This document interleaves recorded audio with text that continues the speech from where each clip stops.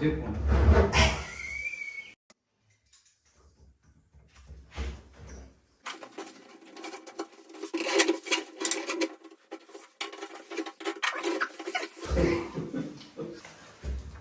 Come on.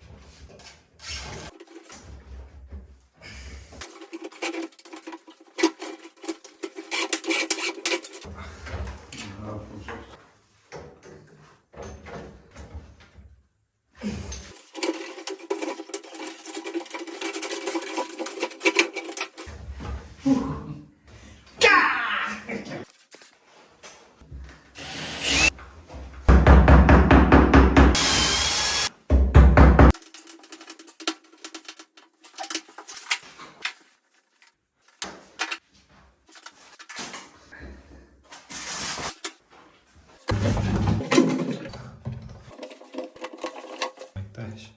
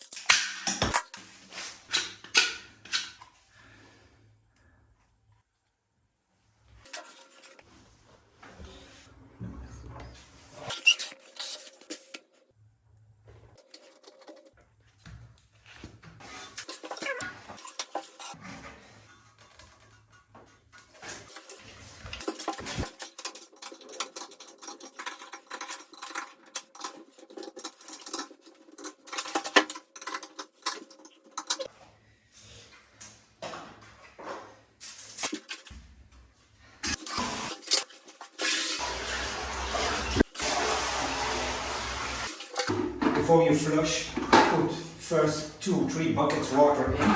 This way you can test if the pipe underneath is leaking. If you first start flushing, then you don't know if the pipe above is leaking or the pipe below. So small tip with big advance. Tu chyżesz.